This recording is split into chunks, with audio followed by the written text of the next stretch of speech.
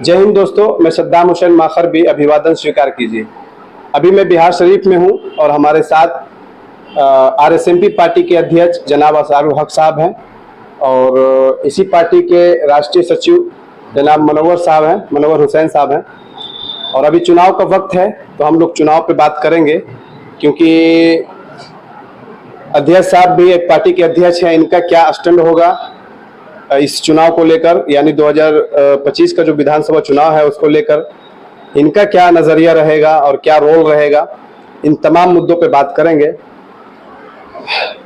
TWS news पे आपका बहुत बहुत स्वागत है। बहुत धन्यवाद सद्दाम साहब। अभी चुनाव का जो माहौल चल रहा है, जैसा कि आप देख रहे हैं, जितना भी जिस क्षेत्रीय पार्टी है, बड़ी पार्टी हो या छोटी पार्टी हो या नई पार्टी हो, तमाम पार्टियों के लीडर और कार्यकर्ता एक्टिव हुए हैं।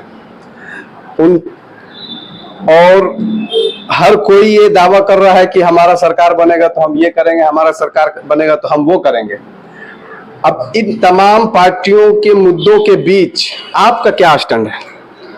हम लोगों की भी पार्टी और हम लोग भी और हमारे पार्टी के सारे पदाधिकारी कार्यकर्ता बहुत सक्रिय हैं और जो जनता की जो बेसिक मांगे हैं लेके, तो हम लोगों का भी अपना शपथ पत्र है, अपना घोषणा है। अगर हमारी भी सरकार आएगी तो बिहार में 150 यूनिट ही नहीं, बिल्कुल दिल्ली की तर्ज पे पूरी तरह से बिजली फ्री दी जाएगी।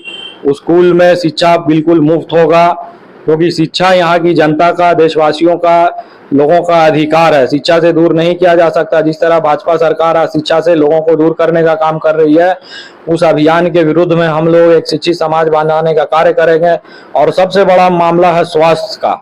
तो एक स्वस्थ समाज ही स्वस्थ देश का निर्माण कर सकता है। तो हम लोग स्वास्थ्य के क्षेत्र में बड़ा कार्य करेंगे, बड़ा निर्णय करेंगे। सारी स्वास्थ्य की सुविधाएं बिल्कुल पूरी तरह से मुफ्त मुहैया कराई जाएगी। हर तरह की जांच मुफ्त मुहैया कराई जाएगी। जिस तरह से आज स्वास्थ्य में, चिकित्सा विभाग में व्यवसायीकरण करके, निजीकरण करके जिस तरह से लूटपाट का बाजार बनाया गया है, हम लोग इस सबके विरुद्ध मुहिम चलाएंगे। तो जनता को इस बारे में सोचना चाहिए, विचार करना चाहिए और सही लोगों को हम लोग बोलेंगे कि पहचान कर चुन के लाने का कार्य करें। तो महागठबंधन को लेकर जो है आपका क्या ख्याल है? हम लोग चाहते हैं कि महागठबंधन की सरकार बने, क्योंकि महागठबंधन की विचारधारा से हम लोगों की विचारधारा मेल खाती है और हम लोग भाजपा आरएसएस के कॉमनल विचारधारा के शुरू से खिलाफ रहे हैं और आज भी खिलाफ हैं और हमेशा हम लोग कॉमनल विचारधारा के खिलाफ ही रहेंगे। लेकिन अगर हम लोगों को स्थान मिलता है तो हम लोग महागठबंधन के साथ जाएंगे, अगर स्थान नहीं मिलेगा तो हम लोग अपना उम्मीदवार उतारेंगे। और बिहार में सीमांचल क्षेत्र के साथ, जहाँ पे हमारे कौम के लोग हैं, वहाँ पे बहुत ज्यादा ही नाइंसाफी हो रहा है। वहाँ पे हम लोगों की मांग शुरू से रही है विशेष दर्जा दिलाने का। तो हम लोग उस पर एक विशेष के चीजों के लिए जो सरकार से डिमांड है वो भी हम लोग करते हैं कि उस पर हम लोग कायम रहेंगे और उसको कार्य करने का कार्य करेंगे। जो भी अगर किसी की भी सरकार बनती है तो हम लोग यही मांग रहेगी, सीमांचल के साथ इंसाफी किया जाए। बहुत नाइंसाफी हुआ है वहाँ पे लोगों के साथ, उस क्षेत्र के साथ बहुत सौतेलापन व्यवहार हुआ है, वो चीज ना हो। बात अगर सीमांचल की हो रही है तो कहीं ना कहीं AIMIM पार्टी जो है कुछ हद तक वहां पे मजबूत दिख रही है। इस पे आपका क्या ख्याल है? नहीं, ऐसा कुछ नहीं, सब हवाबाजी है। उनके लोग सिर्फ सोशल मीडिया में हैं और कहीं पर से कोई मजबूत नहीं है, उनके पास कोई जनाधार नहीं है। इसका सबसे बड़ा प्रमाण है कि उस पार्टी से दूसरे पार्टी के लोग टिकट लेते हैं और बाद में चुनाव जीत के इधर उधर हो जाते हैं। तो पार्टी का अपना कुछ ऐसा स्टैंड नहीं है। लोगों ने बहुत भरोसा किया था असद साहब पे, उन्होंने बोला था कि हम विशेष राज्य की दर्जा की लड़ाई लड़ेंगे, लेकिन बाद में उन्होंने अभी कहा, कुछ बोलते भी नहीं है। सब मामला खत्म हो गया।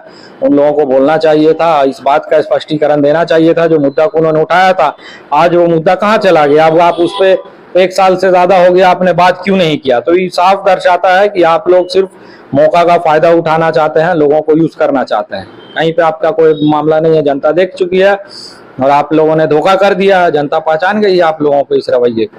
अच्छा, अभी आपने इंटरव्यू में कहा है कि सरकार बनने पे 125 यूनिट बिजली क्या बल्कि मुफ्त दिया जाएगा, शिक्षा और स्वास्थ्य पे काम होगा। तो ये आप अपने पार्टी के तर्ज पे कहें या महागठबंधन के तर्ज पे कह रहे हैं? महागठबंधन के तर्ज पे ही हम कह रहे हैं, महागठबंधन वालों से कहेंगे कि क्योंकि लोगों का जनता का अधिकार है, उन लोगों को देना चाहिए। हम लोगों को अगर सरकार में स्थान रहेगा तो हम लोग, ये जनता की लड़ाई है।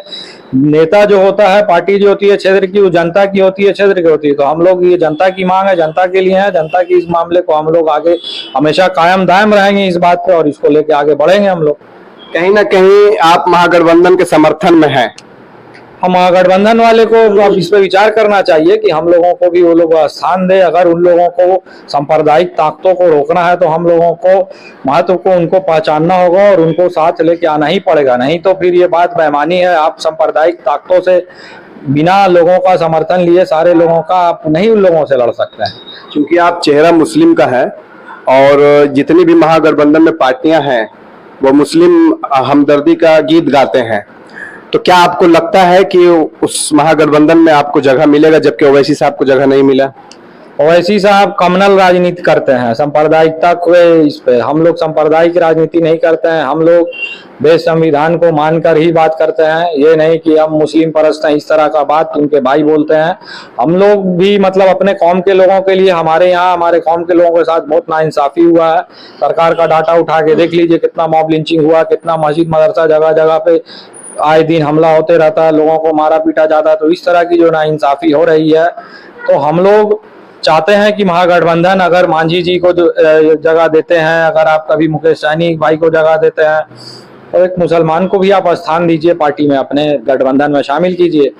अगर आप यहाँ पर अलायंस में चिराग को जब आप अपने साथ रखना चाहते हैं तो आपको मुसलमान को रखने में क्या परहेज है? अच्छा, तो अगर मान लीजिए बात बन जाती है महागठबंधन में आपकी, तो कितने सीट तक आप एग्री करेंगे? तो वो तो मतलब हिस्सेदारी के हिसाब से तय होगा कि अगर ऐसा स्थिति उत्पन्न होता है तो बैठ के बात हो जाएगी, क्या है क्या नहीं है, उसी हिसाब से अपना आगे हम लोग बढ़ेंगे। और अगर नहीं होता है इस तरह का कोई, तो फिर हम लोग भी चुनाव में खुद से जाएंगे और जहां जहां हम लोगों का, हमारे कौम के लोग हैं, हर जगह हम लोग अपने लोगों को खड़ा करेंगे। हम लोग फिर बाद में रोना नहीं रोए कि आपने हरा दिया, उसने हरा दिया, क्योंकि अभी भी हम लोग बोल रहे हैं कि हम लोगों को आप स्थान दीजिए, सीट दीजिए, जगह दीजिए। बाकी जो बैड एलिमेंट है उसको हम लोग फेस करेंगे, जनता को बताएंगे, जागरूक करेंगे कि ये आपका रहनुमा नहीं है, ये लोग कौम को दिग्भ्रमित कर रहा है। तो इसके लिए तो आपको जगह देना होगा ना, स्थान देना ही होगा, सीट देना ही होगा। चलिए, आपकी बातों से तो हम सहमत करते हैं, बाकी जनता जनार्दन जानती है। अध्यक्ष जी को सुन रहे थे, अब आइए राष्ट्रीय सचिव जी को सुनते हैं। मनोहर जी, अध्यक्ष जी जो कह रहे थे वो तमाम बातें, क्या आप इनकी तमाम बातों को सहमत करते हैं? जी बिल्कुल सहमत करते हैं। हमारे राष्ट्रीय अध्यक्ष हैं, ये जैसा सोच रहे हैं बहुत अच्छी सोच है। महागठबंधन में जगह मिलता है तो हम लोग मजबूती के साथ महागठबंधन के साथ लड़ेंगे, साथ खड़े हैं।